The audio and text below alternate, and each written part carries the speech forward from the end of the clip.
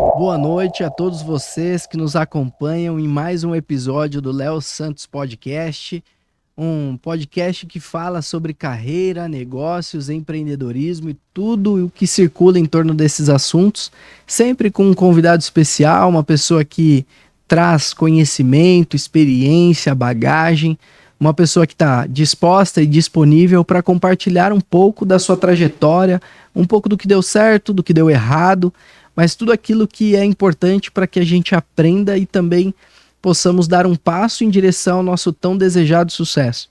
Mas eu gosto sempre de lembrar que o sucesso não é necessariamente você ser o número 1 lá na empresa que você participa ou você ter o maior volume de dinheiro no bolso. Ser bem-sucedido é você fazer com um brilho nos olhos, com paixão, com amor, carinho e com um nível de qualidade muito alto aquilo que você se predispõe a fazer. Um grande amigo disse que o sucesso nada mais é do que você planejar, definir metas e cumpri-las. Então, talvez para você seja de fato ser o número 1 na empresa que você participa, talvez seja ser um empresário com muita exposição, mas talvez seja simplesmente entregar para sua família uma participação ativa, possibilitar que seus filhos cresçam com saúde, com educação. Cada um sabe o que é necessário aí para o seu devido sucesso. Antes da gente começar o nosso bate-papo de hoje, que eu estou muito feliz, uma pessoa muito especial, quero também agradecer a PPIC, que é uma das importantes firmas de auditoria, consultoria, outsourcing presentes no Brasil e no mundo. Então, se você é empresário, executivo e está buscando uma companhia para te apoiar com soluções inovadoras sobre a área contábil, tributária, trabalhista, financeira, consulte a PPIC. Eu tenho convicção de que um dos especialistas da companhia trará a solução adequada para o seu crescimento. Antes da gente começar, quero mais uma vez agradecer uma grande amiga, Estânia, que tem me conectado com pessoas brilhantes, pessoas super significativas nas suas áreas de atuação, na sua profissão. E hoje veio uma pessoa de longe, embora ela seja brasileira, ela mora muito longe daqui, veio lá da Áustria para compartilhar um pouquinho da sua história, um pouquinho da sua trajetória, daquilo que ela acredita, que ela trabalha. Então, quero dar as boas-vindas aqui a Mona Lisa Gomes Milbuch. Está correto? Correto. Muito bom, perfeito, seja bem-vinda. Já tá falando alemão fluente. Fluente, quase isso, né? Quem dera eu tivesse essa habilidade, mas eu sei que você tem, então obrigado por dizer que está correto aí a minha fala. Mas seja bem-vinda, obrigado por você estar aqui. Combinamos muito tempo atrás, né? Por conta das agendas, da questão também física. Mas eu estou muito honrado de ter você aqui para a gente poder ouvir um pouquinho da sua história, que é muito linda, significativa. Você representa muitas mulheres. É uma pessoa que, além de ser CEO de uma grande companhia, presente no agro, já foi CEO em outras companhias, é uma pessoa com uma estrutura escolar, educacional muito vasta, que traz também robustez, né, para a carreira.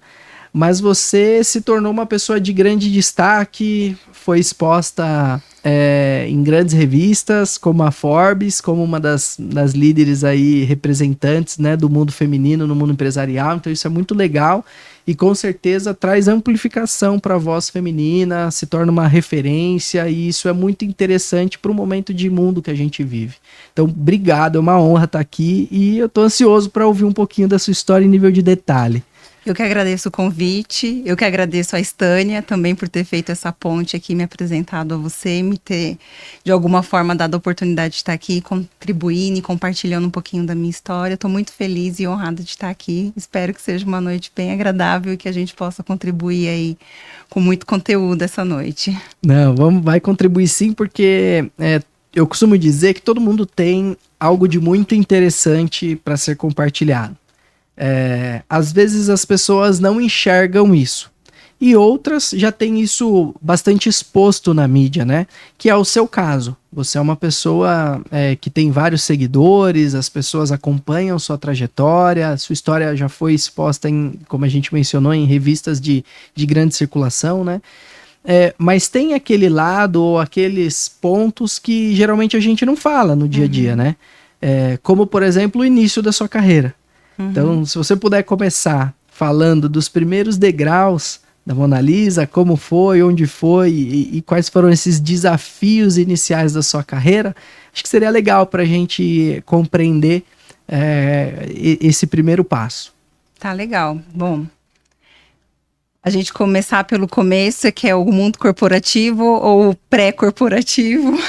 O que você quiser compartilhar. Eu sempre gosto de ir antes do mundo corporativo, porque geralmente as pessoas têm alguém que influenciou, que às vezes são os pais, às vezes são parentes ou professores. Então, se você puder fazer esse pré, é legal. Porque você estudou ciências contábeis. Sim. E aí, a primeira curiosidade, quem te estimulou a estudar isso, né? Essa área, que é uma área extremamente importante, né? A área de ciências contábeis dá uma base extremamente fundamental para a gestão dos negócios. Mas você tinha algum parente contador? Como é que foi essa história para você escolher essa profissão que não é tão atraente, mas é extremamente importante e enriquecedora? Tá, então eu vou começar alguns anos antes, apesar de eu ser jovem também no mundo corporativo, eu acho que eu já comecei na contabilidade sem saber que eu fazia contabilidade. A minha mãe tem uma oficina de costura, então eu, muito nova, já comecei a costurar com a minha mãe, porque eu gostava de... Ela me pagava por hora, né? Então eu fazia minhas contas ali, pensava, bom, dá para ter uma graninha aqui para sair, para fazer alguma coisa, para comprar as minhas coisas, o que eu gostava. E ali eu assumi de alguma forma a administração para ela, porque a minha mãe sabia costurar bem. Então comecei a... Vamos controlar, como é que controla ponto, como que a gente vai precificar, né? Ela já tinha o preço das peças, mas controle de mecânico, linha, material, né? Então eu fazia toda essa gestão, né? De compra de material, de pagamento, de caixa, né? De entrada, de saída, mas não sabia que isso ainda era contabilidade, que isso era livro caixa, né? Que isso era uma DRE, por exemplo. Legal. Né? Então ali eu já tinha de alguma forma essa veia, né, contábil ali junto comigo. Antes de eu ir para a faculdade, eu tive diversos trabalhos, então trabalhava com a minha mãe na oficina, já trabalhei como vendedora de loja em shopping. Que mais que eu fiz ali? Eu já fui uma empreendedora de garagem, né? De vender doce na garagem. Bacana. Aquela barraquinha de limonada, né? Exato, eu tinha uns docinhos. Tinha também um tio meu que fazia silk de camiseta, eu era ajudante dele, né? No silk de camiseta, então eu já passei ali com várias coisas. E eu fui mãe solo muito nova. Eu fui mãe aos 18 anos. Então, eu tinha antes, né? Meu sonho era morar fora. Então, eu pensava, bom, vou fazer 18 anos e eu vou embora. Vou morar fora. Queria, naquela época, para os Estados Unidos, mas eu não tinha um plano. Não sabia como, mas eu sabia que iria. E da onde eu vim, né? Eu vim da periferia de São Paulo. Então, eu sempre... Que região? Eu moro, a casa dos meus pais é na Vila Clara, que é Americanópolis, e a casa da minha avó, que era onde eu ficava mais, já era mais lado de Jardim Miriam. Então, eu ficava entre essas duas regiões. Legal. E ali, eu sempre, né, na periferia, bem nesse lugar onde é a casa dos meus pais, é um morro, e você olha lá para cima, que é a divisa de Diadema, que a gente chama de divisa de Diadema. Então, eu sempre olhava assim aquela coisa, uma metáfora, né? O que tem para lá desse morro, né? E eu queria muito sair dali, eu queria muito explorar o que tinha ali fora, de alguma forma da minha caverna, e ali para fora. E ali o plano era eu e uma prima minha, que é 10 meses mais nova, e quando ela fizesse 18 anos, a gente ia embora. Eu fazia tudo com essa prima, esporte, natação, tudo a gente fazia junto. Só que com 18 anos eu engravidei. Então, eu tive que adiar um pouco esse sonho de morar fora e começar a pensar, e agora? O que eu vou fazer? Foi um baque quando você engravidou? Foi muito grande, porque assim, eu estava entrando na vida adulta cheia de planos, né? E, de repente, eu falo que é uma vírgula e não foi um ponto, né? Sim. Ali nos planos que eu tinha, foi até um impulsionador para buscar algumas coisas, porque, por exemplo, faculdade não estava na minha vista, não estava nos meus planos. Era o plano de morar fora. trabalhar, fazer Independente dinheiro. de como... E depois eu ia Legal. ver o que ia fazer. Até porque na minha família não tinha ninguém ainda que tinha faculdade. Uhum. Então eu tenho uma tia que é técnica em ciências contábeis, era o que a gente tinha de mais avançado em termos de educação ali, o que eu tinha de acesso naquele momento, mas eu não tinha muita referência com relação a isso. E quando eu engravidei, eu tive que parar para pensar, poxa, e agora? O que eu vou fazer? Para onde que eu vou? Se eu vou ficar aqui no Brasil, então eu tenho que estudar, porque eu tenho que trabalhar e prover alguma coisa para minha filha. E ali naquele momento eu tive que juntar todas as ferramentas que eu tinha, né? Então, por exemplo, a minha mãe já tinha me colocado para fazer inglês quando eu era muito nova. Então, com 11 anos, eu quero que você faça inglês, e eu adoro aprender idiomas, gosto muito. Às vezes eu falo que o trabalho me atrapalha com os estudos, se eu pudesse aprender vários idiomas. Você gosta disso? Gosto. E algo que sua mãe vislumbrou lá atrás, a empreendedora olhando sempre à frente, né? Eu falo assim para ela que de tudo que ela se esforçou, né, ela e meu pai, para me dar, o inglês foi o que me abriu a porta para o mundo, né, para aquele mundo que eu queria explorar. Naquele momento, quando eu estudava, eu já achava o máximo. Para mim, o target era entender as músicas que eu gostava. Boa. Quais eram as bandas da época, você lembra? Não faz muito tempo. Mas é as bandas de hoje ainda, né? Eu gosto de rock, né? Então era AC/DC, Metallica, Guns N' Roses. Boa. E assim vai, né? Então era ouvir essas músicas e começar a entender as letras daquilo, saber cantar, né? Sim. Era a época de MTV, né? Então era a época que eu aprendi essas coisas. Gosto de rock, mas também sou pagodeira. Eu sou bem eclética, eu escuto de tudo. E aí eu fiquei pensando, bom, minha mãe falava, minha mãe é baixinha, né? E ela achava que eu sou bem alta. Sou 1,68 m.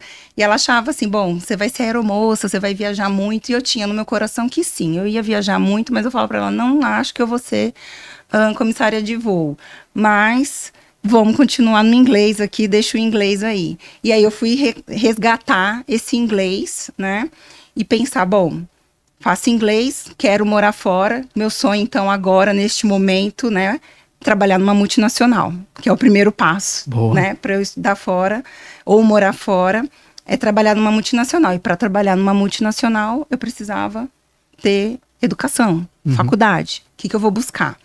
E aí eu fui olhar ali dentro da minha realidade. Então eu falo que num primeiro momento, né, eu não escolhi ciências contábeis, era o que eu podia pagar, né? Fui fazer vestibular e aí passei, era o que eu podia pagar. E ali eu comecei a me dedicar para aquilo. E trabalhando numa empresa onde eu estava, que era uma empresa de fomento mercantil, e tinha uma estagiária lá, eu até falo que se essa estagiária lembrar de mim, me achar aí no LinkedIn, me chamar, porque a gente perdeu o contato, mas ela também contribuiu muito com o que veio depois dessa nossa conversa, né? Porque ela gostava muito, e nessa empresa onde a gente trabalhava, os sócios, eles eram ex-auditores, então a gente que chegava mais cedo, eles davam aula de matemática financeira, eles falavam sobre a parte de auditoria, coisas, né, que ainda estava muito longe da minha realidade. E ela falou, poxa, eu faço ciências contábeis porque ciências contábeis me ajuda a ter uma visão 360 do negócio. Eu acho que ciências contábeis me dá um pouquinho de direito, me dá um pouquinho de economia, me dá um pouquinho de finanças, me dá um pouquinho de marketing comercial, porque eu preciso entender do negócio, e aí isso traz uma possibilidade depois de eu ver se eu quero me especializar em alguma coisa. Eu falei, poxa, isso é interessante, né? E aí peguei isso e fui buscar o curso de ciências contábeis ali, mais sem saber o que fazer, não queria fazer administração e fui fazer. Então, dentro dessa formação, foi o meu plano de entrar no mercado de trabalho, para trabalhar numa multinacional, para usar o inglês, para uma hora eu poder ir embora. E isso administrando início de faculdade, um trabalho numa companhia grande e uma filha. Exato. Nessa época eu ainda não trabalhava numa empresa grande, era uma empresa pequena, né? E eu já estava grávida e eu tinha uma filha aí no caminho. Legal. Né? Então, quando eu comecei a faculdade, a minha mãe me ajudava a pagar metade da faculdade, porque a outra metade do que eu ganhava, eu tinha que pagar as despesas da minha filha. E além do que, eu estava saindo da adolescência. Então, eu estava saindo da adolescência, entrando na vida adulta, fazendo uma faculdade e com uma filha nos braços. Mas... E eu acho que isso também foi me dando mais objetivo, né? Foi me dando mais direcionamento, porque eu comecei a ter planos, né? Assim, bom, eu tenho que, né? No começo, eu trabalhava, eu falo que eu era do modo sobrevivente. Então, bom, eu tenho que trabalhar para pagar contas. E aí, depois que você paga contas, que aí você vai pensar e o próximo passo. Então, ali, acho que no segundo ano, aí eu fui para um escritório de contabilidade. Dentro desse escritório, aí eu tive essa visão 360 finalmente, porque até então eu não estava assimilando muito bem a faculdade, né? Eu saí dessa empresa ainda grávida, porque eu morava na Vila Clara e essa empresa era na Faria Lima. E eu tinha que ir de ônibus. E a viagem era muito longa. E por causa da gestação, eu passava muito mal. Eu tinha que descer várias vezes. E aí, nessa época, eu falo que eu fiz meu primeiro home office. A empresa me mandou voltar para casa. E eu fazia parte do meu trabalho de casa, né? E ali eu aproveitava as horas que eu tinha disponível e ia costurar com a minha mãe para poder fazer mais renda. Que legal. Né? Para poder juntar mais dinheiro. Então, esse foi o início. Os empresários da época foram bem parceiros, né? Porque nesse aspecto, sim. Nesse aspecto é incomum as pessoas, vou pensar assim, 10, 15 anos atrás, não sei exatamente o tempo, mas não era... 22 anos atrás. 22, não era comum as pessoas, não, pode ir para casa, faz sua atividade de lá, então nesse aspecto foram eles parceiros. remanejaram um pouco da minha atividade, porque a internet não era isso que a gente tem hoje, né, não tinha drive, esses dias mesmo eu tava falando com meus filhos, né, falei, não era tão simples assim, você não tinha um drive compartilhado, né, era tudo no pendrive, né, então assim, a gente remanejou um pouco do meu trabalho, aquilo que não dependia de sistema. Uhum. E aí eu fui fazer um trabalho diferente para poder continuar trabalhando de casa, né? E aí eu tinha uma jornada mais leve também, e aí isso também me proporcionava fazer uma renda extra trabalhando ali com a minha mãe. Bacana. Então, esse foi a minha entrada nas ciências contábeis. E depois que a Brenda nasceu, que é a minha filha, no segundo, terceiro ano de faculdade, eu já estava trabalhando no escritório de contabilidade, aí sim, aí eu tive contato com ciências contábeis, entrei como estagiária, e eu gostei daquilo que a gente estava fazendo. Então, por exemplo, tinha todas as empresas menores, né, empresas de terceiro setor, ou as que estavam no Simples, que eram aquelas que vão ficando ali de lado, que ninguém quer fazer. Eu peguei elas para mim, fui colocar elas em ordem para eu aprender, eu queria entender como funcionava, então era negócios diferentes, então eu queria saber como que era isso, se aquilo que eu via na faculdade se aplicava realmente, né, ali no sistema, na contabilidade. Então, eu tenho uma curiosidade muito grande. Legal. Então, eu não me limitei também a ficar só naquele espaço na atividade que foi me dada, e eu sempre procurei alguma coisa a mais, e agregar e conhecer outras coisas dentro ali do meu mundinho. A curiosidade sempre fez parte da sua dinâmica de vida. Sempre. Eu sou muito curiosa, por exemplo, indo para frente, quando eu fui trabalhar na multinacional, né, que eu saí como CEO dessa empresa. Quando eu entrei lá, eu chegava cedo. Então, meu horário era às 8, mas eu chegava às 7, porque eu deixava minha filha na escola, chegava às 7, e aí tinha lá um técnico de solda, que também chegava super cedo. O que eu fazia? Eu descia, ficava com ele lá embaixo, na área de teste, ia aprender a soldar, ia conhecer as máquinas, que máquina é essa, o que solda, para quem que a gente vende, o que a gente faz. A operação mesmo. A operação mesmo, então... sendo da contabilidade, tinha o inventário. Então, eu não conhecia o inventário, eu não queria conhecer as peças só pela lista. Que peça é essa? Né? Então, olha, essa peça, isso é um bico de contato, isso aqui é uma placa, isso aqui... Né? E ali eu ia conhecendo também os materiais, o que a gente vendia. Depois, quem são os clientes? Olha, a gente vende para clientes do segmento X, do segmento Y. Poxa, quem são os nossos maiores clientes, né? O que eles compram, quais equipamentos que eles usam. Então, eu sempre fui além da minha mesinha. Eu sempre queria saber um pouquinho mais. E isso é importante para a carreira, né? Eu acho. Olhar além do seu job description, né? Exato. Levantar aí, ser curioso, conversar com as pessoas, perguntar. Pode até parecer um pouco enxerido às vezes, mas isso é o que traz uma robustez para sua carreira. Você enxerga dessa forma? Eu enxergo, porque, por exemplo, eu dei o exemplo das peças, né? Uhum. Mas eu tinha as outras pessoas que trabalhavam comigo de outros departamentos, departamento comercial, departamento de compras. Então, eu queria sentar com elas e entender como que vocês emitem nota, da onde que vem, como que você coloca um pedido no sistema, para onde que vai. Esse meu querer entender, num primeiro momento na faculdade, no último ano, a gente tem uma matéria prática de sistemas, né? E ali me ajudou. Eu tinha muita facilidade em criar plano de contas, eu tinha muita facilidade de entender uma operação de cabo a rabo, porque eu sabia não só os aspectos técnicos, né, de uma nota fiscal, mas também eu conseguia visualizar o equipamento que vinha da onde, passava no estoque, depois ia ser entregue no cliente. E aí essa curiosidade na minha área, por exemplo, me possibilitou dentro dessa empresa ser uma key user de sistema. Boa. E aí, ser key user de sistema me abriu portas para usar o meu inglês, para estar na matriz, para assumir alguns outros projetos. Foi também criando espaço de confiança. Poxa, ela conhece a matéria, que é a contabilidade. Eu era assistente contábil, depois analista contábil, até me tornar controller. Mas ela também conhece o processo. Então, na hora de implementar um software no Brasil, ou qualquer melhoria, quando ou a auditoria vinha, ou quando a consultoria de software vinha, eu não só concordava, eu tinha visão do negócio para poder agregar nas conversas que a gente tinha com relação a determinados processos, Legal. a determinadas implementações. Poxa, mas isso não funciona assim, vai bater ali, vai dar problema. Na hora de emitir uma nota, se a gente não conseguir destravar ou criar uma regra adequada, não vai contabilizar direito, vai me dar problema de fechamento e depois eu vou ter problema com auditoria e assim por diante. Então, eu consegui olhar um ponto e ver além daquele ponto por conta dessa curiosidade. Olha que legal, né?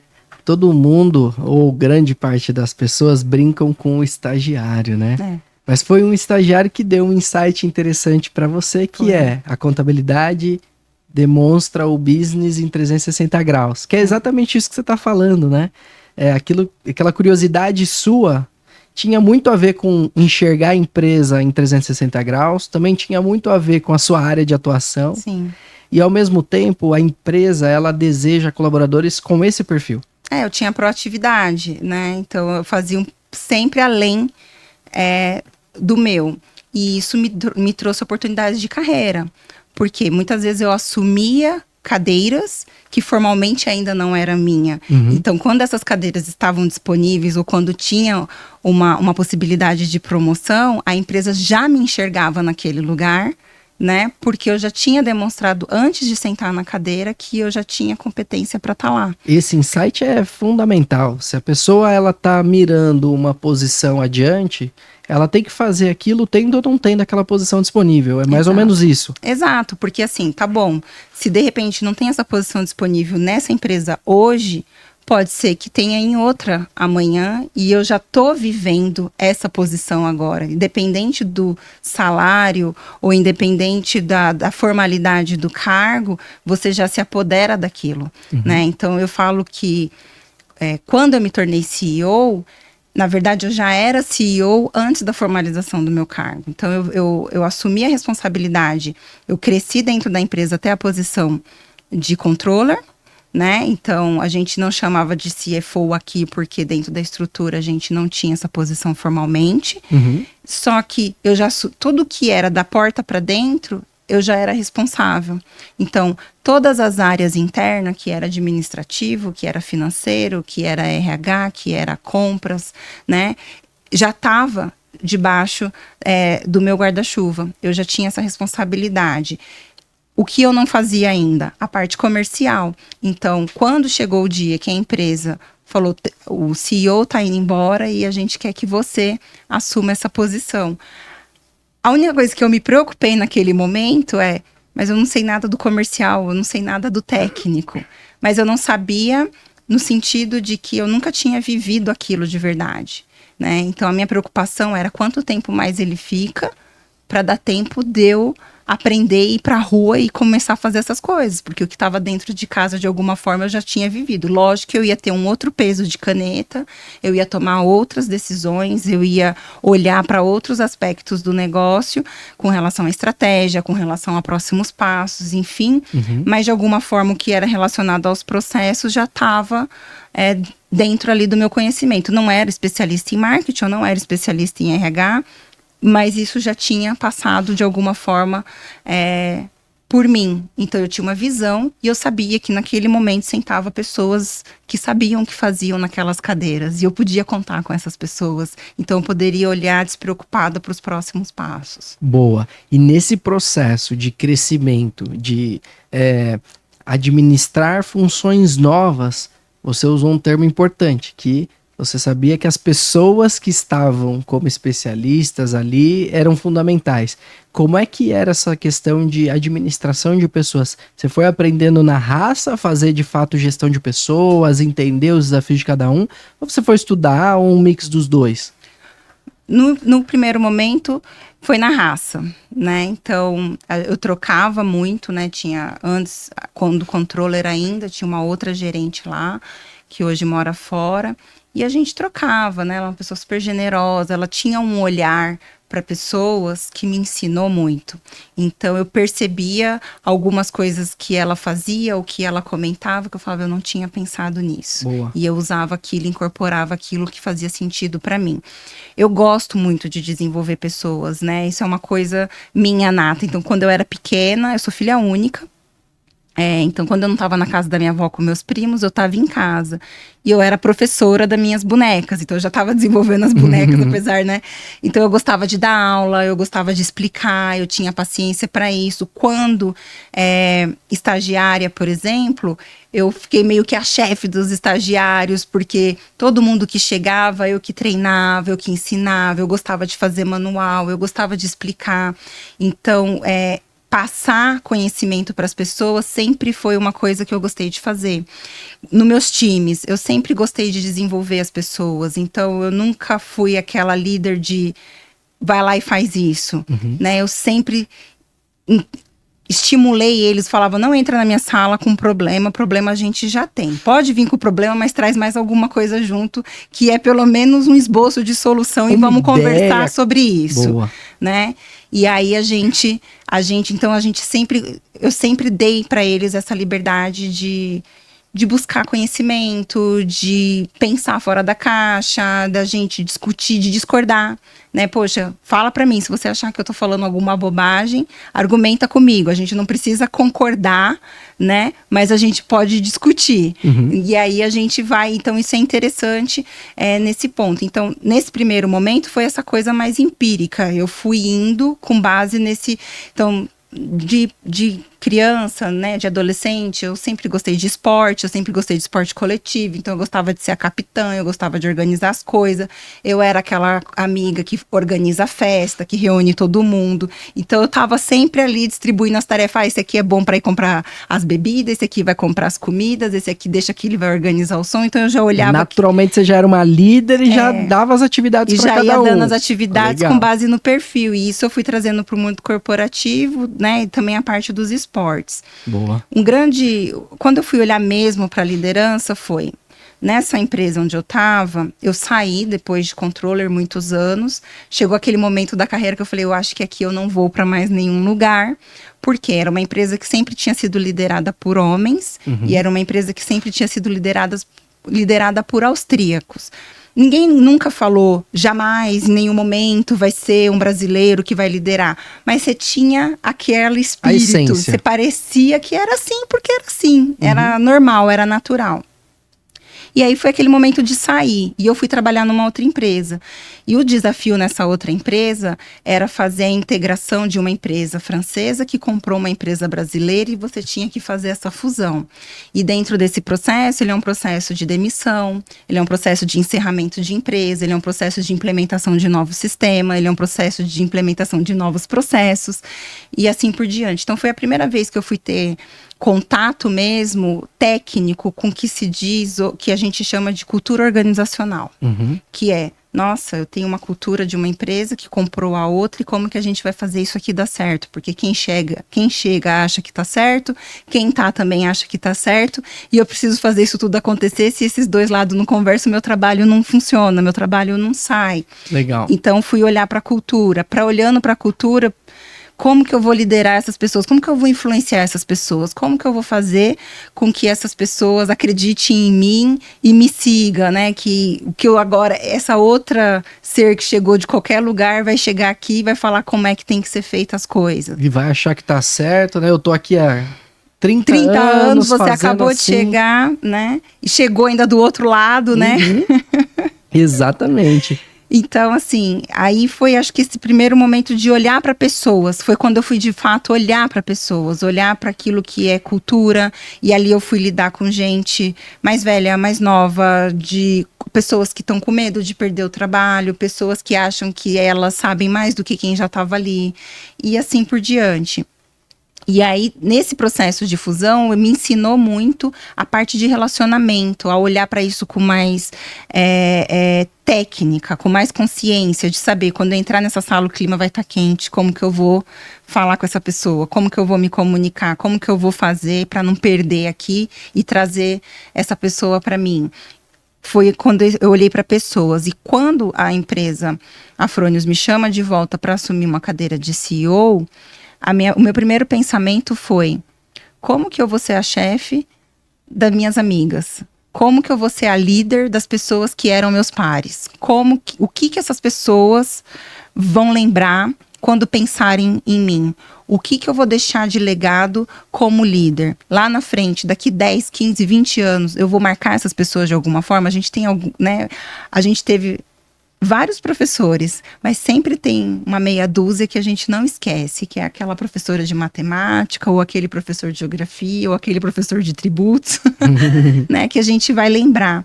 E eu queria, como líder, como que essas pessoas vão lembrar de mim, mas no sentido de positivo. O que eu deixei? Elas passaram por mim, como que eu toquei essas pessoas? E ali eu fui buscar desenvolvimento meu.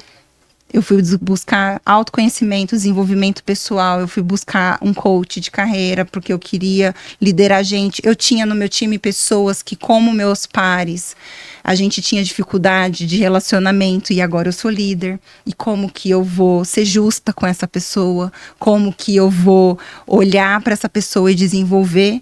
Eu não posso mandar embora só porque a gente não se dá. Ela é ótima no que ela faz. E como que eu vou fazer ela performar? E a gente corrigir o que precisa ser corrigido em termos de relacionamento. A gente não precisa se dar bem, mas a gente precisa ser o melhor time possível. E ali a gente... Mas que dependia de mim. Mas essa análise você fez sozinha? Ou você, ao longo do tempo, foi recebendo insights de pessoas? Ou até nesse momento em que você foi assumir, alguém sugeriu isso ou não? Não, você foi meu. Você fez uma autorreflexão e disse, poxa, peraí, tem alguma coisa que eu preciso ainda buscar. Foi meu. Aí foi a hora que eu fui começar a estudar liderança, fui começar a estudar gestão de pessoas, fui começar a estudar cultura organizacional. E aí eu fui começar a olhar para as minhas soft skills, porque saber implementar sistema, fazer essas coisas já não era mais importante. E aí, como que eu uso as minhas habilidades, né? Como que eu tenho consciência daquilo que é bom em mim e o que não é, como que eu neutralizo isso. E essas dificuldades que eu tenho de relacionamento e os objetivos que eu tenho ali, como que eu vou influenciar e fazer com que essas pessoas acreditem naquilo que eu tô vendo como objetivo para a organização. Então eu fui buscar esse autoconhecimento, eu fui buscar essas ferramentas porque eu sentia falta disso. Eu não sabia... Eu sentia falta disso nas lideranças que eu tive. Eu não tive um desenvolvimento de líder como eu achava que deveria ser. De alguma forma eu fui desenvolvida, de alguma forma aquilo aconteceu. Mas eu sentia que faltava alguma coisa e eu queria preencher isso para poder passar para frente. Legal. E aí você foi buscar esse conhecimento aonde? Eu fui estudar, fazer cursos de liderança, como eu coloquei. Aí eu contratei uma coach e fui fazer. Eu falei, olha, eu preciso... eu assumi como CEO e eu tenho que melhorar no meu comportamento, né? E aí começa. Mas o que você quer melhorar? Meu Deus, eu vim buscar resposta, eu não vim... eu que vou ter que dar resposta, né? E aí eu fui descobrindo que liderar era muito mais sobre saber perguntar do que dar respostas. Então, eu fazia isso de alguma forma, mas eu não fazia isso de forma consciente. Então, eu precisava melhorar meu repertório de perguntas. Eu precisava melhorar o meu posicionamento com relação àquilo que eu enxergava. Então, nem todo tempo a minha posição ia tomar a decisão final, porque eu precisava que a sala, que o consenso acreditasse naquilo que eu estava falando e como que eu ia levar isso da melhor forma. Se eu quisesse pela força, eu poderia falar, vamos fazer porque eu estou mandando, mas não ia ser algo consistente, não ia ser algo construtivo e não ia agregar nada para ninguém, e não era essa líder que eu queria ser. Muitas vezes eu tive que tomar a decisão, eu tive que dar a palavra final, mas na maioria das vezes eu conseguia conduzir o time para que a gente encontrasse o melhor caminho em conjunto. Então era mais ou menos o que eu acreditava, que cada um fizesse o seu espaço. Então eu fui buscando nesse caminho. Se a gente fosse fazer um paralelo, você diria que até a posição de CEO você estava em campo, jogando, chutando, fazendo gol. A partir do momento que você assumiu essa posição de liderança, você se tornou uma técnica? Uma técnica. E aí o que eu fui buscar foi as técnicas para eu olhar o time de fora, porque agora eu não tô mais lá dentro. E estando nessa posição, fora de campo, dava vontade de entrar e chutar a bola? Várias vezes, porque, né, algumas vezes você percebe, né, que tem uma jogada que você fala, poxa, se eu entrasse aqui eu faria isso daqui rapidinho. Só que se eu faço isso, eu não dou para o outro a possibilidade de aprender e desenvolver essa habilidade que eu tenho e essa velocidade.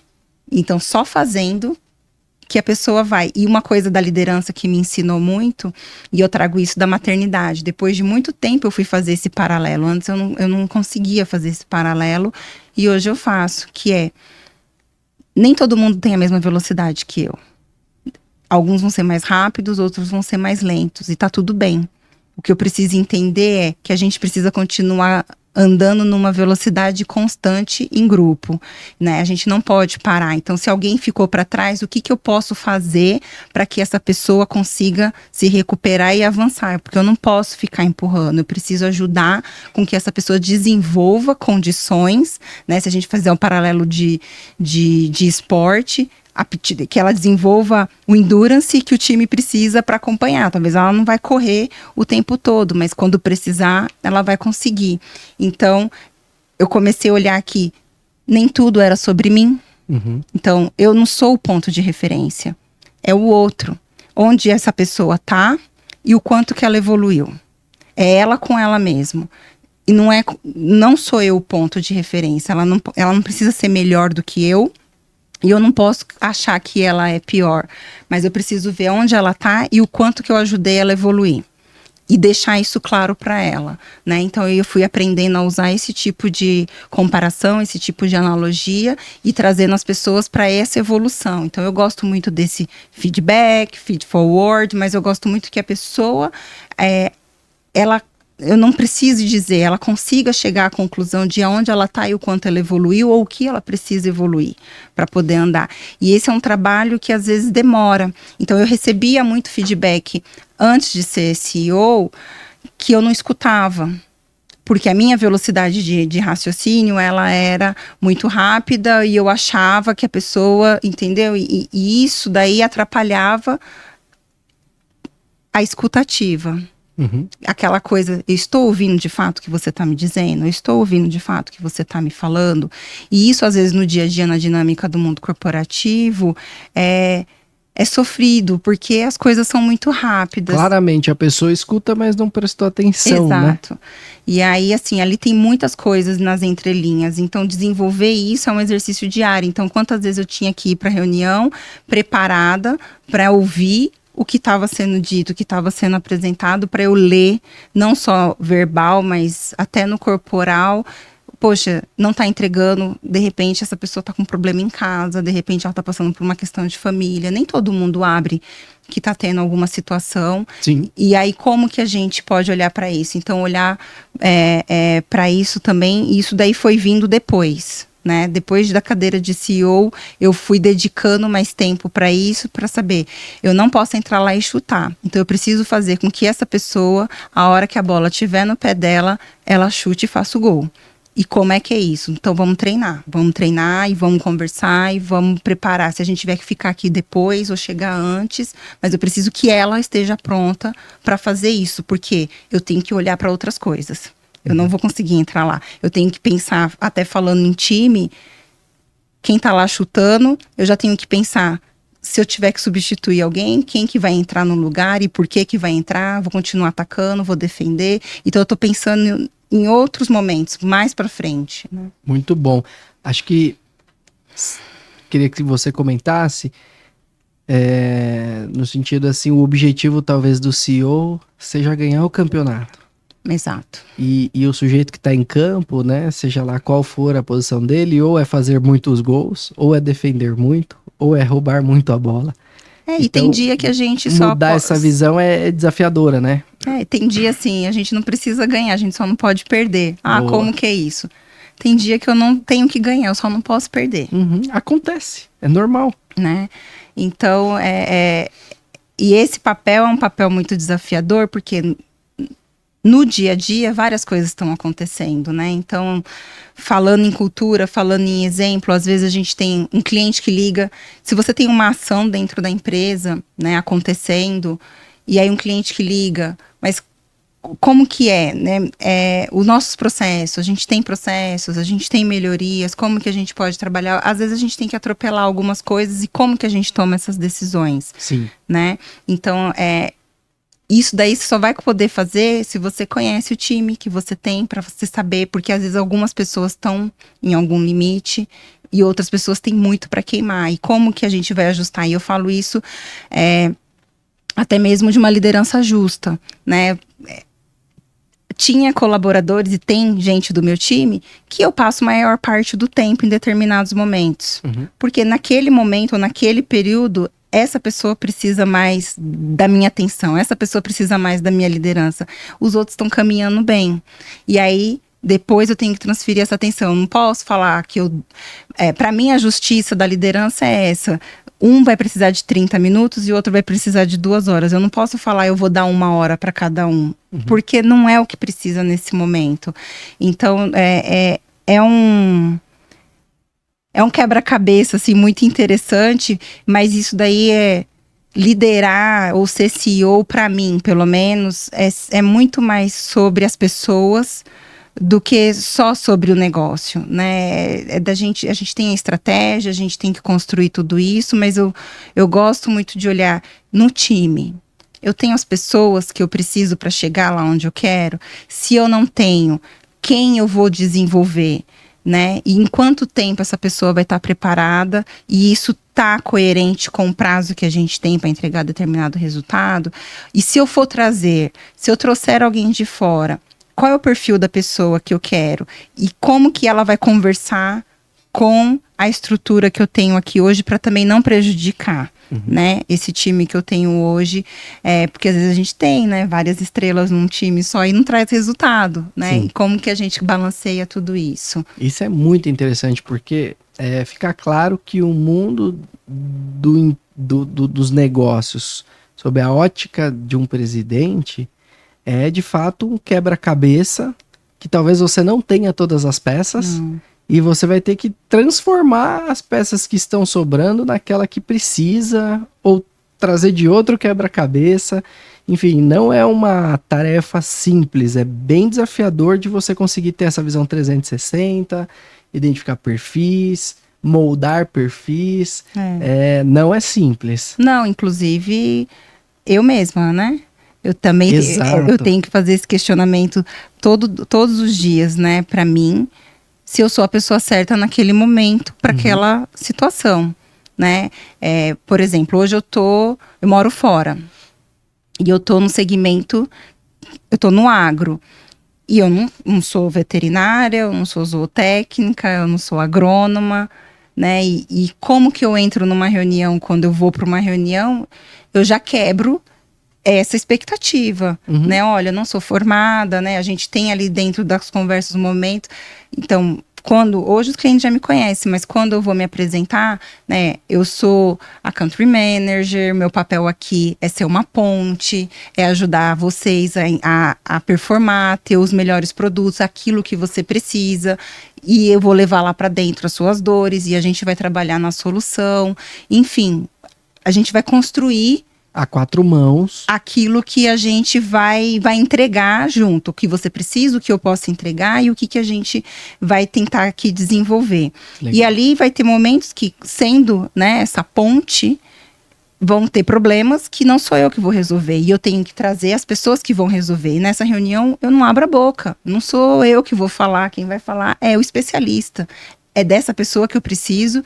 E é essa pessoa que vai tomar as decisões e vai ditar ou direcionar o rumo das coisas daqui para frente com base nessa situação que a gente tem aqui para ser resolvida. Boa. E eu tenho que confiar nessa pessoa. E eu tenho que garantir para o meu cliente que eu consegui identificar lá no meu time a melhor pessoa para esse problema que a gente tem aqui, para essa situação que a gente precisa resolver, e o cliente tem que confiar que eu consigo fazer isso, né, de uma forma adequada.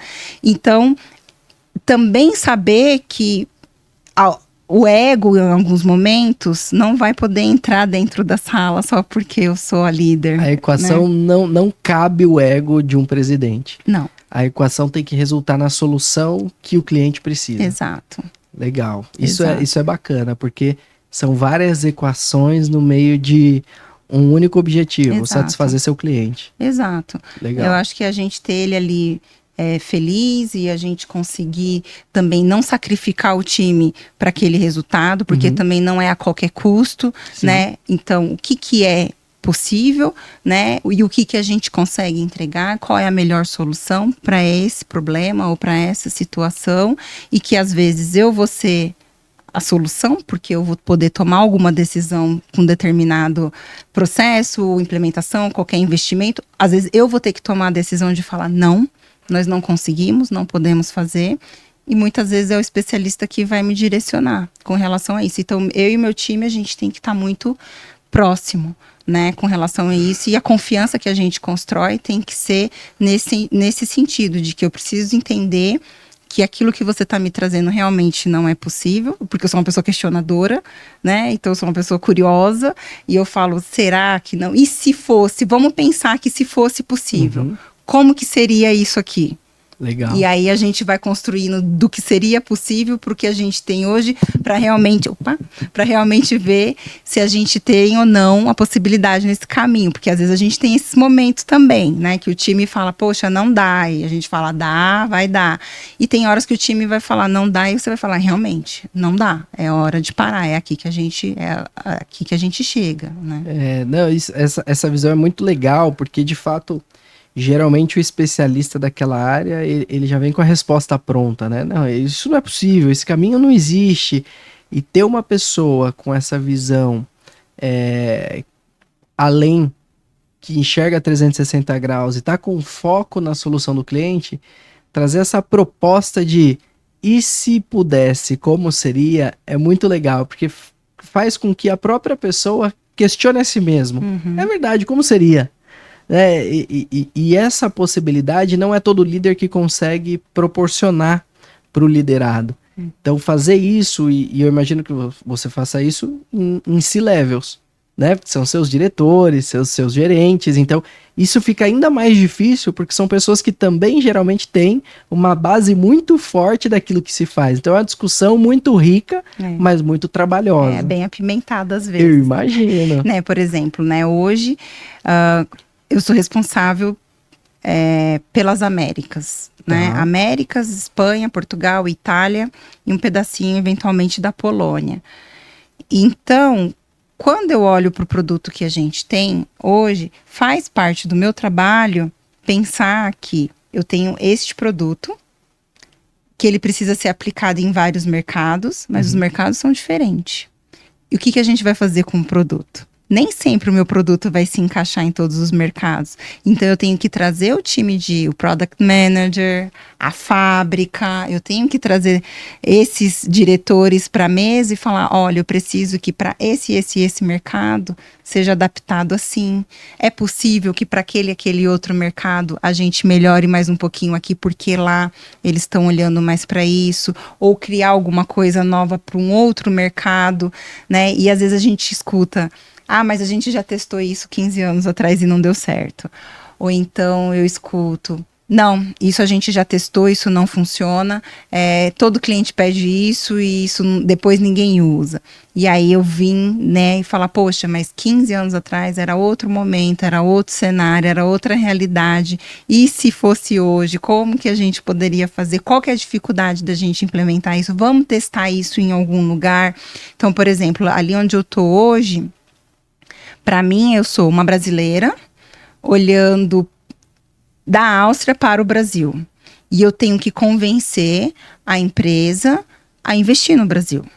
E por que que o Brasil é importante? Com todas as complexidades tributárias que a gente tem, né? É competitivo ou não na mão de obra? Como que a gente vai levar uma fábrica para o Brasil com toda a burocracia que existe lá, né, e depois, né, o custo que isso vai agregar, então assim, eu já entro na sala com um monte de objeção, né, e se eu pensar que há 10 anos atrás eles tentaram fazer isso, só que como que eles tentaram fazer isso? Com base em quê? Em que cenário? Com que tipo de operação?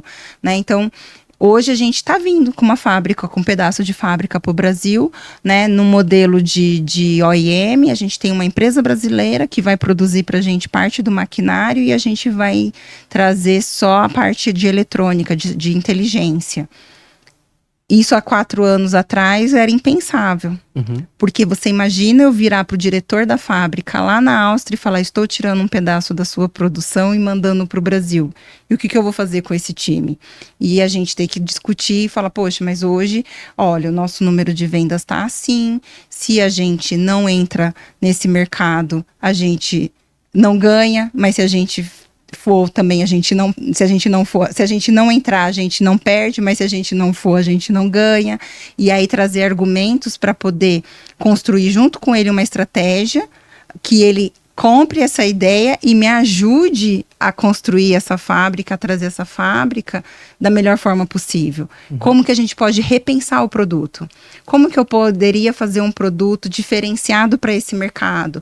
Ou tropicalizado, como a gente diz, para esse mercado, para que a gente tenha a mesma qualidade, a mesma robustez que a gente tem aqui, produzido lá, só que com um preço competitivo que faça sentido para aquele mercado, né? E aí a gente vai construindo dentro disso alguns cenários. Então, essa questão de negociar, de relacionar, né, de trazer ele da fábrica dele para a realidade de fora, é muito interessante, porque dentro dessa estratégia tem o fator humano, né, e dentro do fator humano a gente tem uma série de opções, de possibilidades, e eu trabalho com culturas diferentes. O austríaco, ele é muito centrado, mas eu trabalho com espanhol, eu trabalho com brasileiro, eu trabalho com italiano, que negociações acontecem em lugares diferentes. Na Áustria, você vai na reunião, assina o contrato, está feito. Na Espanha, se ele não chamar para jantar, assim como na Itália, não foi muito bem, o nosso relacionamento não está tão próximo, né? São estilos de negócios totalmente diferentes, baseados nas suas culturas, seus jeitos e ainda os fatores específicos de cada pessoa, né? Exato. Como você mencionou, às vezes a pessoa não está bem em casa, não vai performar bem. Exato. Às vezes a pessoa simplesmente não se comportou da maneira adequada porque ele está com um problema financeiro pessoal. E aí os negócios impactam também nesses comportamentos pessoais, né? Então são vários elementos culturais, origens, necessidades específicas, fatores humanos de cada um. De fato, é um desafio enorme que você tem nas suas mãos. E a ótica que você vê também é muito interessante, né? Não é uma pessoa que está no Brasil representando uma companhia que tem uma subsidiária, não, é a CEO da companhia defendendo a tese de que tem que abrir uma operação no Brasil e ampliar negócios e expandir, apesar das dificuldades que possa existir, né? Não é fácil.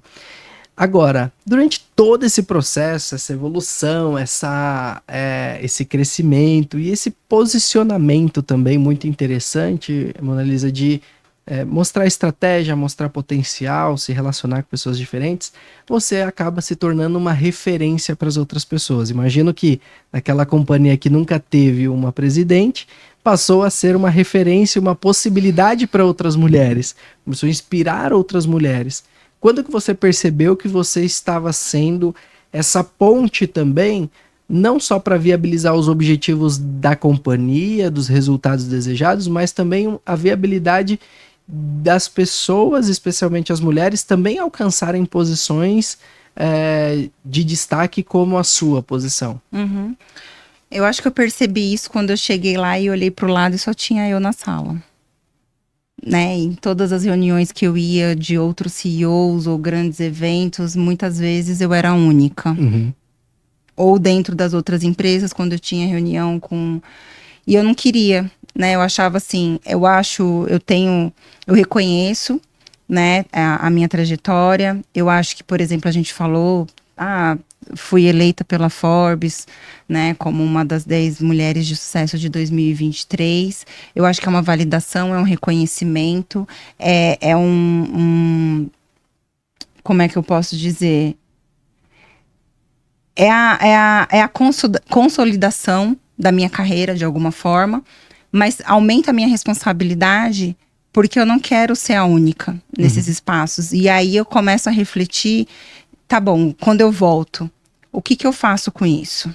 E agora, como que eu vou viabilizar, né? Como que eu vou segurar essa porta aberta para que outras mulheres também entrem, né? Então, eu começo a ter um espaço ali de responsabilidade e dentro disso eu também posso amplificar, como você disse, a minha voz para poder colocar esse tema em discussão, né? Eu acho que a gente precisa ter os aliados, né? As mulheres entender que não é eles ou elas, somos nós, que a nossa força, a nossa união, ela que vai fazer a diferença, que vai, cada um com a sua contribuição vai impactar ainda mais. Então, eu acho que a gente tem muitos passos para serem dados, porque depois disso eu fui olhar não só para a cadeira de CEO, aí eu fui começar a perceber que, poxa, será que um dia, quando eu também não quero ser conselheira de empresa, e como que é para chegar lá, como que é a formação para estar lá, e dentro desse topo, eu preciso construir uma base. Como que está uma base? Por que tantas mulheres entram na base e depois da média liderança para cima, elas não passam? O que acontece com relação maternidade, o desafio da carreira, é a falta de oportunidade, é não se ver lá? Como eu disse, eu não tive na minha formação, inicialmente, alguém que eu olhasse e falasse, poxa, eu tenho um tio, uma tia, alguém que fez uma faculdade XPTO, vou seguir aqui por esse caminho. Assim como na empresa, eu não via nunca uma mulher, imagina, ou até mesmo um brasileiro no lugar do que seria um presidente da empresa. Então, quando eu abro essa possibilidade, quando eu assumo essa posição, né, eu digo também, de alguma forma, né, todos os outros brasileiros também têm a oportunidade de assumir a presidência de uma multinacional. E as mulheres que estão lá dentro, elas se viram, é possível. Né? Então, assim, e agora, o que a gente faz para ir para esses próximos passos? O que eu vou me preparar? E quando eu vou para o mercado, eu olho e acompanho as outras mulheres e veem, poxa, quantas outras não vieram do mesmo lugar que eu, não estão hoje numa periferia ou são mãe solo de alguma forma e veem que é possível construir uma jornada, construir uma trajetória. Então, como que eu deixo esse espaço por onde eu passo preparado também para receber essas tantas outras que virão depois de mim, assim como a minha filha, né, para isso ser mais normal, a gente não ter mais que conversar sobre ter ou não ter, é natural, existe, estão todas aqui, né? Então eu acho que vem muito desse lugar de responsabilidade, né? De que eu faço dentro das empresas onde eu tô para construir. Então eu gosto de promover, eu gosto das técnicas, eu gosto de falar, vamos lá, vocês podem, vem comigo, né? E a gente fazer trabalhos aonde elas se vejam em posições maiores do que aquelas que elas estão e sim pode chegar lá. Legal, muito bacana esse posicionamento e com certeza vai servir de exemplo para quem está nos assistindo. Muitas mulheres, líderes nos acompanham, homens também, essa visão de somos nós precisamos trabalhar juntos e construir esse caminho, né? Agora, uma curiosidade, é mais fácil trabalhar com homem ou com mulher?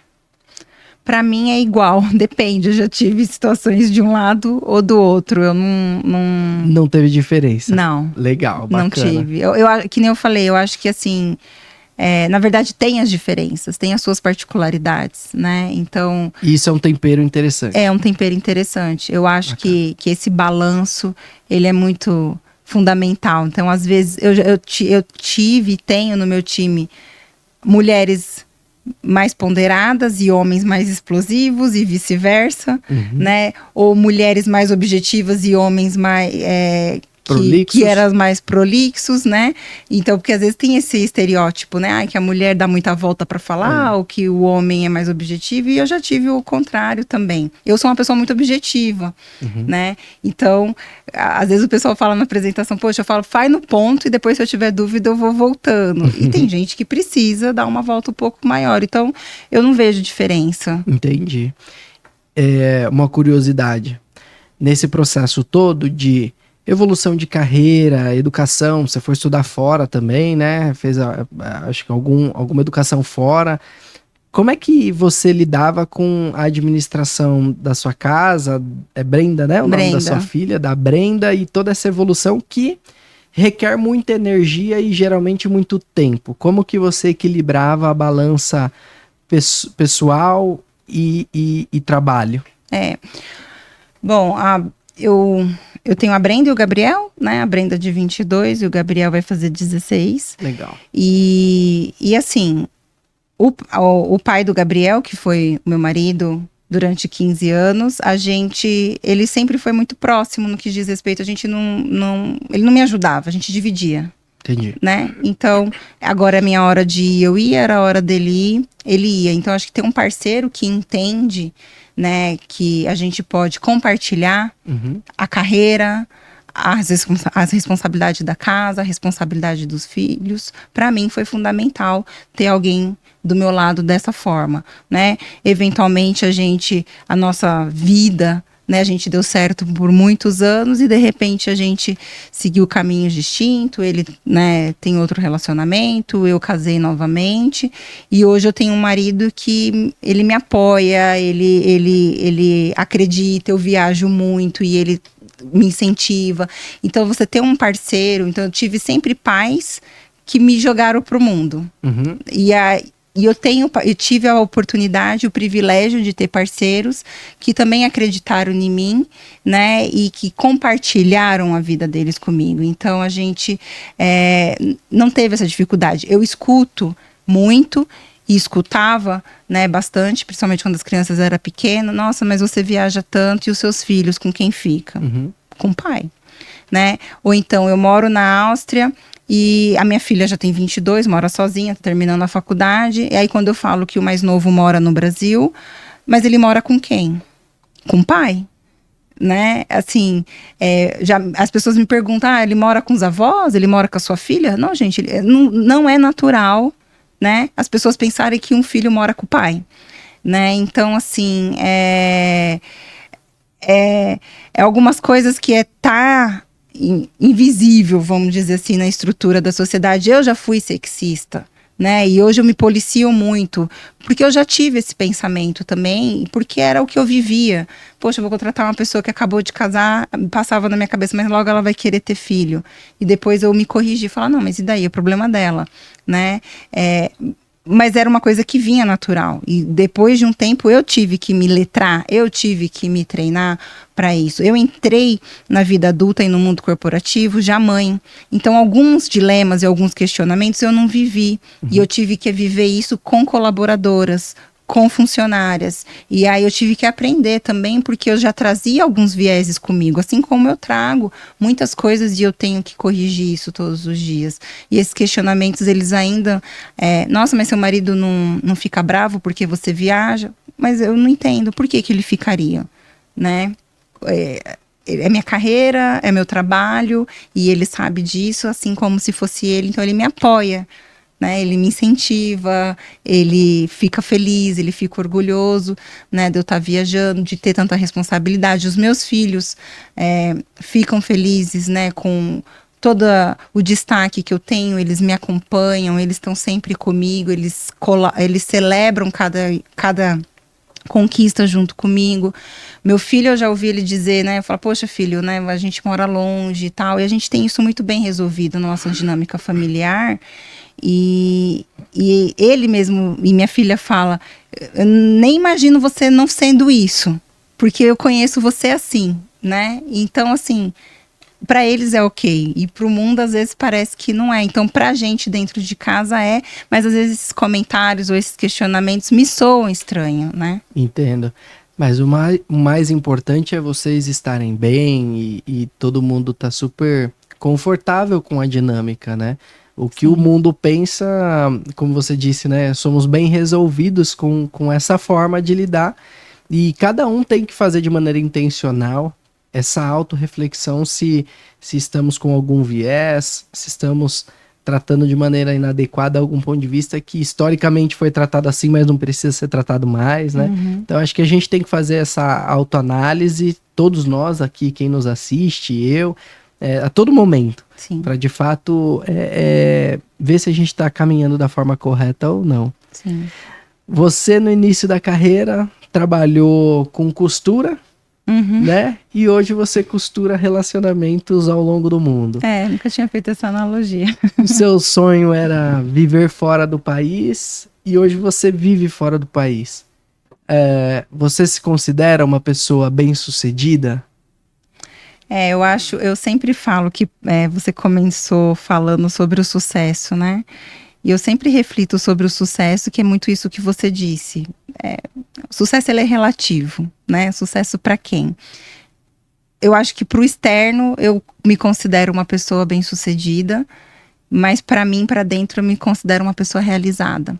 Porque eu sou uma pessoa que sonha e eu consigo converter meu sonho em realidade, né? Às vezes demora um pouquinho, alguns eu tenho que postergar alguns 20 anos, mas eu vou atrás dos meus objetivos. Então, eu acredito que sim, no que diz respeito ao sucesso e à realização, porque para mim é importante que meus filhos, né? Eu tenho um ótimo relacionamento com meu ex-marido, eu e meu marido, a gente combina muito bem toda a nossa dinâmica. As crianças, eles estão muito envolvidos no meu dia a dia. Apesar de eu morar longe, a gente está muito próximo, a gente troca muito, eu prezo por qualidade. Então, assim, esse sucesso para mim é ter todo esse ecossistema funcionando, tudo isso orbitando de uma forma independente de mim, né? E ao mesmo tempo eu estando no centro daquilo ali e acontecendo ou não, se eu tiver. Não sei se eu consegui explicar mais ou menos o que eu entendi. Tudo funcionando de maneira harmônica. Como tem que funcionar. Como tem que funcionar e você satisfeita dentro do nosso mundo, dentro isso. da nossa realidade, a gente é bem sucedido. Ótimo. Porque é assim que funciona na nossa dinâmica familiar, pra gente isso funciona. Que bom. Você é muito jovem, embora bastante realizada já. Mas qual a sua visão de futuro? Já falou do seu passado e é um passado brilhante, um hoje muito interessante que consolida tudo aquilo que você trabalhou, estudou e intencionalmente buscou. Mas e o futuro? O que você vislumbra? Eu acho que eu tenho... Aí a gente teria que fazer outro podcast para eu falar do que eu vislumbro, né? Eu acho que hoje, né, nesse momento... Eu tô naquela fase de mãe realizada, né? Então, assim, minha filha terminando a faculdade, meu filho agora pensando o que ele quer fazer, o que ele quer estudar. Hoje eu tenho esse tempo do maternar, né? De uma forma diferente. Eu trabalho fora do país, onde eu gostaria de estar, viajando para diversos países, trazendo negócios para o Brasil. Eu fico muito feliz de ser uma brasileira que traz negócios e investimento para o nosso país. Eu tenho muito ainda que aprender. Então, assim, eu falei, né, dos idiomas, eu adoro aprender idioma. Então, o que eu vislumbro é me capacitar, me preparar ainda mais para futuramente assumir, né, tá preparada para assumir cadeiras de conselho, né? Hoje eu estou em conselho de uma ONG, eu estou em conselho de uma empresa, eu faço alguns trabalhos de business advisors ou mentoria de CEO, e isso tem me ajudado a ganhar um pouquinho mais de casca, um pouquinho mais de musculatura de outros segmentos, de outros negócios. Então, eu olho para a carreira ali. Se amanhã ou depois eu volto para o Brasil ou eu vou para outro lugar do mundo, não sei. Né, eu acho que está tudo em aberto. Hoje é o momento de hoje, eu estou vivendo o agora. Acho que eu sempre tenho os meus sonhos ali, mas eu também gosto de viver o agora. E esse agora é justamente eu estar onde eu gostaria de estar, meus filhos estarem se preparando para alçar voos, para que eu possa pensar na minha próxima, no meu próximo voo. Muito legal. E eu quero dizer uma coisa, só estou pegando aqui o último comentário que eu marquei para falar. Tendo então essa história tão sucedida e sem energia para gastar com o futuro, já que o hoje é tão bom, como que você se vê impactando ainda mais a vida das pessoas, já que não tem por que ter essa diferenciação, como você se vê impactando ainda mais a vida das pessoas que circulam em torno de você? Eu falo que a minha causa, né, eu sou uma mulher negra de periferia, né, então para mim é justamente o que eu posso contribuir. Eu faço mentorias, né, eu acompanho, então dentro do mundo, né, onde eu tô, dentro das empresas por onde eu passo, é justamente como que eu posso colocar a mulher num papel de destaque ali dentro, ou trazer mais mulheres para a posição de liderança, né, e ter os meus aliados, né, os homens ali, porque eu aprendo muito com eles também, né, então levar esse meu jeitinho, né, de fazer as coisas e poder desenvolver as pessoas. Eu falo, se eu falar para 1 milhão de pessoas e uma sair transformada, valeu a minha fala, sabe? No que diz respeito à inspiração ou da minha história, ou da forma com que eu penso de buscar aquilo que eu quero, de mirar no meu target. Às vezes eu preciso corrigir as rotas, mas eu não saio do meu caminho, né? Então esse impactar é justamente nesse sentido de usar esses espaços hoje onde eu estou ou que eu tenho acesso para mostrar para outras pessoas, principalmente as que vieram, né, de periferia. É difícil, mas é possível, né? E a gente tem uma mochilinha que às vezes sai um pouquinho mais pesada, mas que vale a pena, né? E que a gente precisa buscar e correr atrás, né, dos nossos sonhos, não deixar de sonhar jamais, porque primeiro a gente sonha, e se fosse possível, depois a gente organiza como que a gente vai chegar lá. Lindo demais ouvir isso, ouvir sobre a sua história, ouvir sobre as dificuldades, os desafios, mas também sobre as conquistas.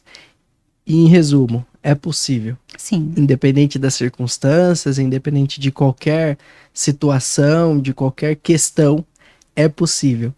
E é isso que você mostra para o mundo, é isso que você mostra para sua família, e é isso que você tem feito para muitas pessoas, e especialmente para aqueles que estão nos assistindo, que ainda vão nos assistir.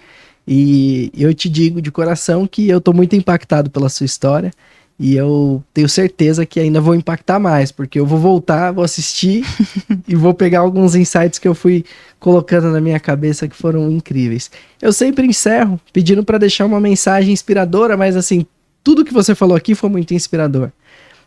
E o mais impactante na minha visão foi exatamente isso.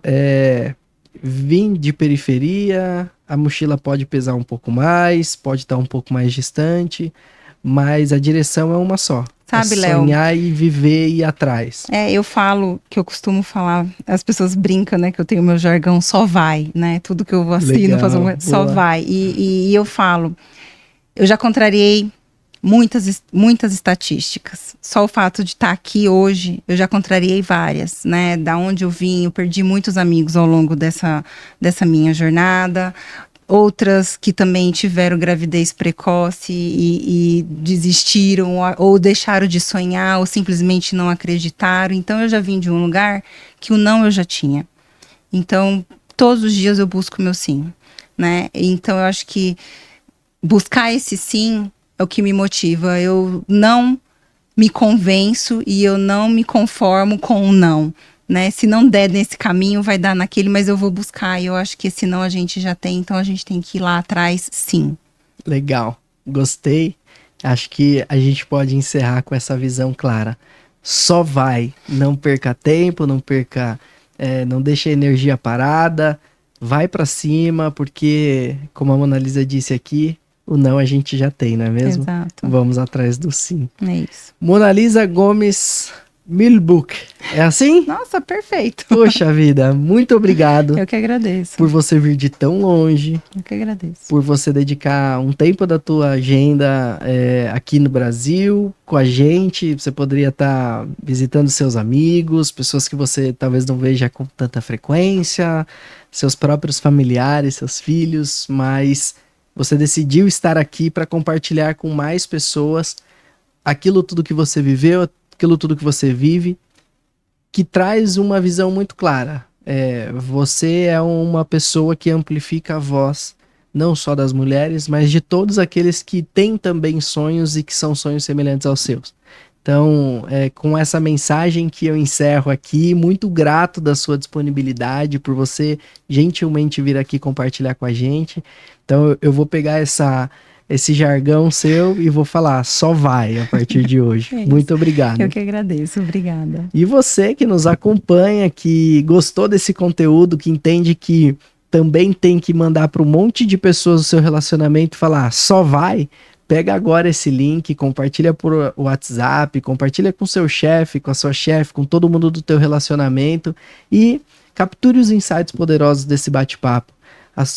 Costure também relacionamentos, aprenda a compreender o que as pessoas precisam, o que você precisa e utilize todos os insights desse bate-papo, todas as lições compartilhadas pela Mona Lisa para o seu bem, para os seus objetivos, para aquilo que você deseja alcançar e conquistar. Meu muito obrigado, até quarta-feira que vem e até mais. Tchau, tchau. Obrigada.